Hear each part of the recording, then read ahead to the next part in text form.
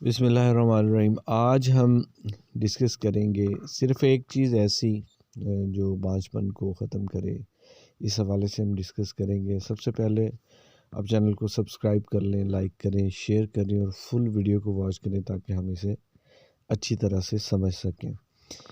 देखें कि बांझपन की सबसे पहले हम डिस्कस करेंगे कि इसकी वजूहात क्या हैं, कौन कौन सी ऐसी चीज़ें हैं जिसकी वजह से बांझपन हो जाता है, और उसके बाद हम डिस्कस करेंगे कि इसका हल क्या है, ये किस तरह हम इससे जो है ना वो जान छुड़वा सकते हैं।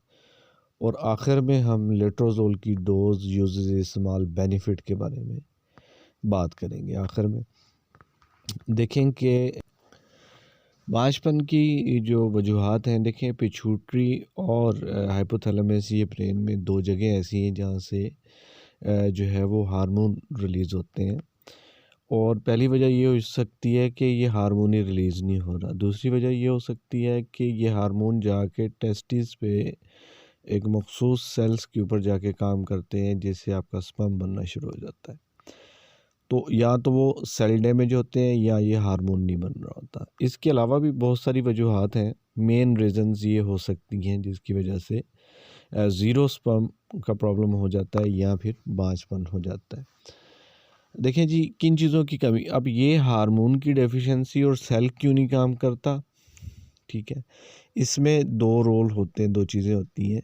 या तो वो बंदा फ़ैट ही इस्तेमाल नहीं कर रहा, प्रोटीन इस्तेमाल नहीं कर रहा, या फिर उसको शुगर, ब्लड प्रेशर या कोई डिज़ीज़ है जिसकी वजह से उसको इन चीज़ों की जो है ना मेडिसिन्स की वजह से ये चीज़ें उसकी बॉडी में कम हो रही होती हैं, फ़ैट और प्रोटीन।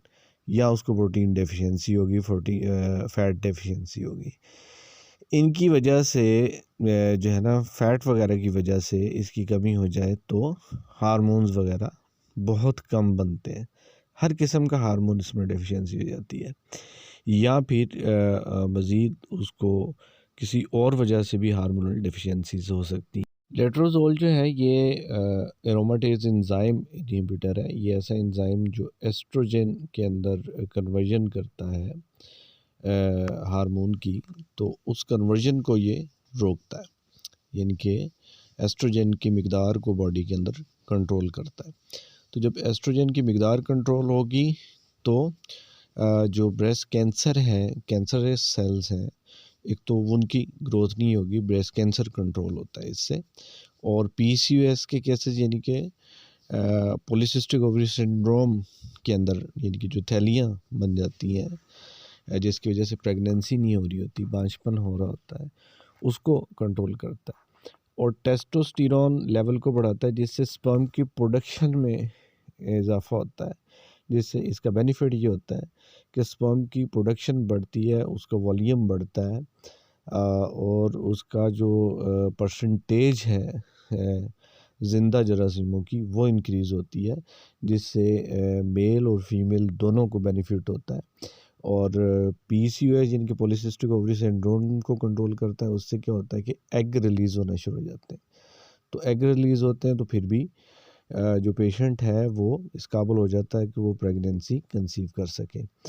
तो लेट्रोजोल एरोमेटेज एंजाइम इनहिबिटर है, और ये मेल और फीमेल इनफर्टिलिटी दोनों के अंदर, दोनों की बांझपन के अंदर काम करता है। और किस तरह करता है ये हमने इसको डिस्कस किया। इसकी जो डोज़ है ख़वातीन के अंदर पॉलीसिस्टिक ओवरी सिंड्रोम या कोई अनएक्सप्लेन इनफर्टिलिटी है, मतलब कि या ब्रेस्ट कैंसर की शिकायत हो रही है या हो सकती है, उस कंडीशन में भी देते हैं। या एस्ट्रोजन की मिकदार को कंट्रोल करना है, उसको रेगुलेट करना है, तो इसकी जो डोज़ है वो मेंसेस स्टार्ट होने के बाद 2 दिन छोड़ देने आपने, पहला और दूसरे दिन ब्लीडिंग के दोनों दिन छोड़ देने, और तीसरे दिन से 7वें दिन तक एक टैबलेट रोज़ाना इस्तेमाल करनी होती है इसकी। और ये तकरीबन 3 महीने तक इसको इस्तेमाल करना है, यानी कि 3 साइकिल, 4 महीने तक भी करते हैं बाज़ औक़ात। और मर्दों में इसकी जो है वो एक रोज़ाना है फॉर 4 to 6 मंथ, यानी कि एक टैबलेट रोज़ाना 4 से 6 महीने तक। तो ये है इसकी प्रॉपर डोजेज प्लान।